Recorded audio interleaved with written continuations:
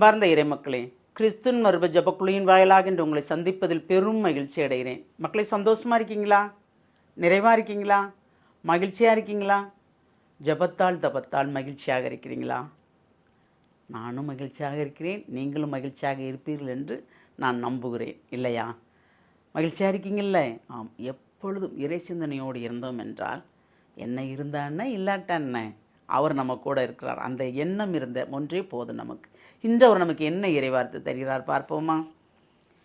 இறைவாக்கினர் எசேக்கியேல் நூல் அதிகாரம் 18 இறை வார்த்தை 30 32 முடிய.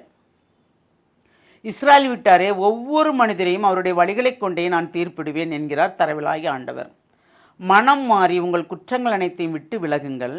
அப்போது தீமை உங்கள் வீழ்ச்சிக்கு காரணமாயிராது. எனக்கு எதிராக நீங்கள் இழைத்த குற்றங்கள் அனைத்தையும் விட்டுவிடுங்கள். புதிய இதயத்தையும் புதிய மனதையும் பெற்றுக்கொள்ளுங்கள். இஸ்ராயேல் வீட்டாரே, நீங்கள் ஏன் சாக வேண்டும்?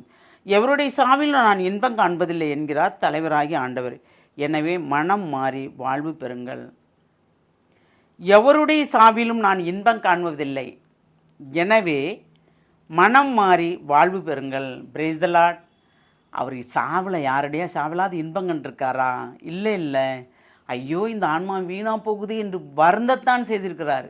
ஏனென்றால் நாம் மனம் மாற வேண்டும் என்பதற்காகத்தான் தன் மகனையே தகனப்பலியாக தந்தார் பிதாவாகிய தந்தை. இல்லையா? எம்பெருமான் இயேசு நமக்காக எவ்வளவு பாடுகள், எவ்வளவு துன்பங்கள், எவ்வளவு நோவுகள், நொடிகள்.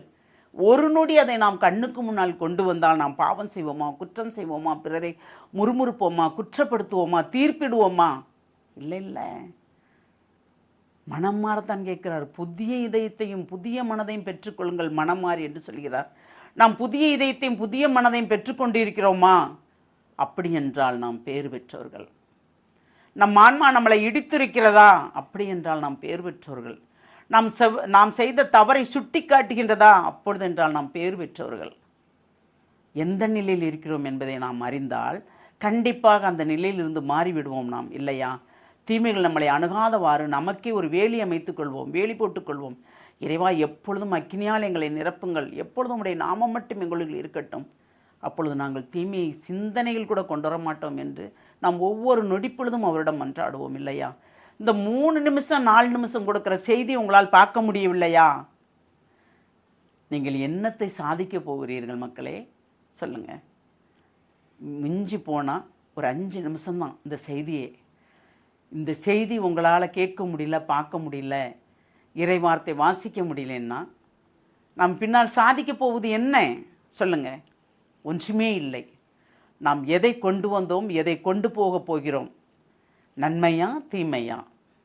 நாம் தானே அதை நிறைவுபடுத்த வேண்டும், நாம் தான் அதை தெளிவுபடுத்த வேண்டும், நாம் தான் அதை தேர்ந்து கொள்ளவும் வேண்டும். எதை தேர்ந்தெடுப்போம்? நல்லதையா கெட்டதையா? சிந்திப்போமா? வாழ்வின் வல்லலே இறைவா, எப்பொழுதும் நாங்கள் உம்மோடு இணைந்திருக்கும் போது நன்மையை மட்டுமே தேர்ந்தெடுப்போம் ஆண்டவரே. ஆமாண்டவரே, என்னென்றால் நீர் எங்களோடு இருக்கிறீர். நாங்கள் எதை செய்கிறோம் என்று உற்று நோக்குகிறீர். நாங்கள் அதை தான் செய்யும்படி எங்களை நீர் வழிநடத்துவீர். அந்த நம்பிக்கையில் நாங்கள் வாழ்கிறோம் ஆண்டவரே. இவ்வுலகில் வாழும் நாள் வரைக்கும் உமக்கு உகந்த வாழ்க்கை வாழும்படி தேவரே எங்களை வழிநடத்தும். இப்படி வழிநடத்த போகிற கிருபைக்கு நன்றி கூறி உம்முடைய கரத்துக்குள் எங்களை முழுமையாக ஒப்புக் கொடுக்கிறோம். ஜெபம் கேட்கும் நல்ல பிதாவே. ஆமேன், ஆமேன், ஆமேன்.